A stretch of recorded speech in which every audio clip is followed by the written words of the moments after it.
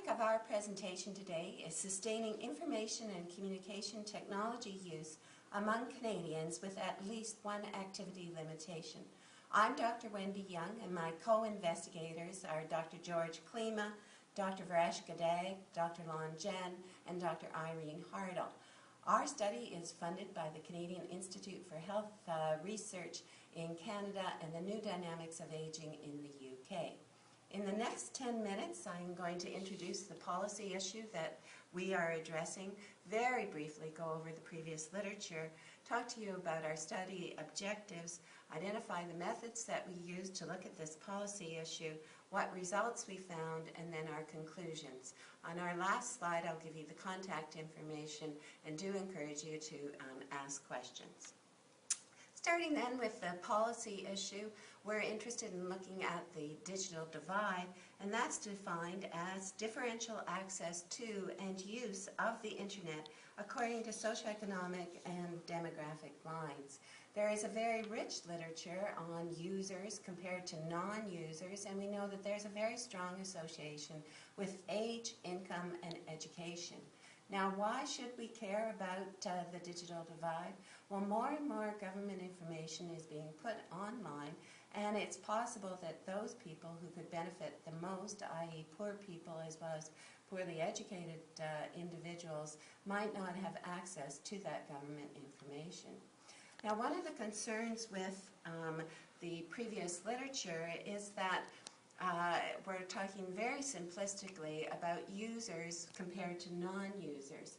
And we think that it's very important, in addition to looking at users, looking at sustained use over time.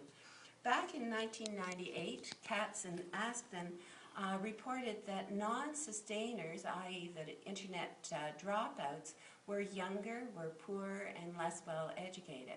They found that teenagers were the most likely to give up using the Internet. Now, our group of researchers have just completed a study that looked at Canadian Internet use over time, and we looked at 2005, 2007, and 2009. In the general population, we found really little evidence that digital divide exists, and what we did find was that it was the youngest group of Internet users that were the least likely to give up using the Internet. And what we also found was that individuals in the 40 to 45 category were just as likely to give up using the Internet as those individuals 65 years and over. The non-sustaining rate in 2005 was 4.8%. In 2007, it was 3.5%. And you can see in 2009, it was 2.4%. So it's definitely come down over time. And at this time, there's very little evidence in the Canadian population as a whole that a digital divide exists. Now, there's no previous literature that has looked at the digital divide and non-sustaining use among individuals who have an activity limitation. So our study is really designed to fill that gap in the literature. So our study was designed to, first of all, determine the percentage of Internet users who have an activity limitation who give up using the Internet, to compare the demographic characteristics of non-sustainers to sustainers with an activity limitation, and then to compare the clinical characteristics of those people who have given up using the Internet with an activity limitation. Here on the screen you can see the definition of activity limitation that Statistics Canada uses, and we're looking at individuals who responded positively to this question. Do you have any difficulty hearing, seeing, communicating, walking, climbing stairs, bending, learning, or doing any similar activities? So an individual who responded positively to any one of those 7 limitations is considered to have an activity limitation. Our source for our data is a national survey that was very well conducted by Statistics Canada in 2006. It's called the Participation and Activity Limitation Survey, and there were over 40,000 respondents. Now on to our results.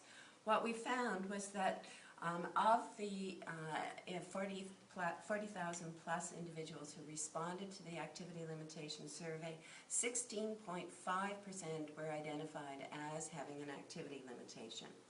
The percent of individuals with an activity limitation who have ever used the internet is 49.4%, and the percent of individuals with an activity limitation who have given up using the internet is almost 10%.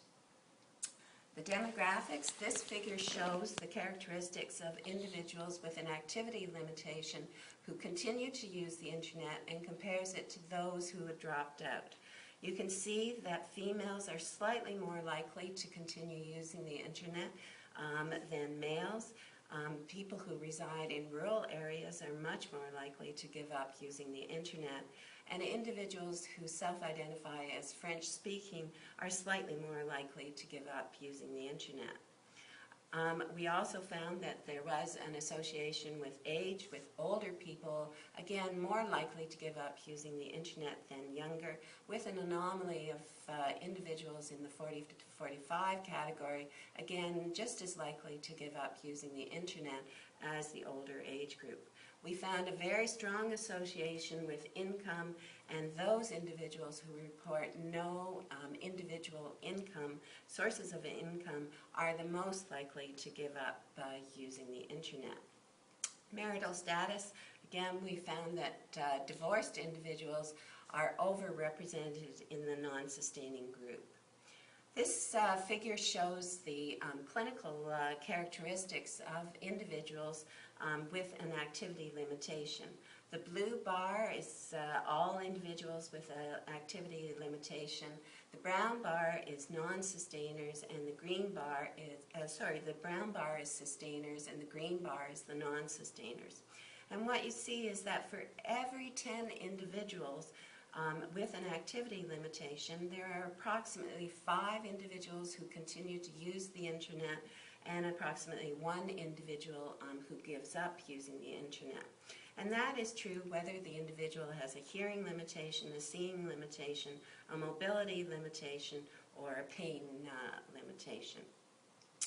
What we also found was that individuals who are giving up by using the internet with an activity limitation are reporting diagnoses that are categorized as musculoskeletal disorders. That includes individuals who have arthritis. It also includes individuals with carpal tunnel syndrome. This figure shows the percentage of non-sustainers by their medication use, and what we found was that approximately 1/3 of non-sustainers are taking 5 or more medications. So that's the orange pie chart. So what do we conclude? Well, relative to what we found with the entire Canadian population, which was less than 3% of internet users are giving up using the internet, we found that approximately 10% of those individuals with an activity limitation are giving up using the internet. It does suggest that if we were to design an intervention, that we might want to target individuals with an activity limitation rather than individuals without an activity limitation. So certainly while there was no evidence of a digital divide in the general population, this evidence suggests that individuals with an activity limitation may have poorer access to the internet. This is my contact information, and my email address is youngw@mun.ca, and we would really welcome any questions from the audience. So thank you very much.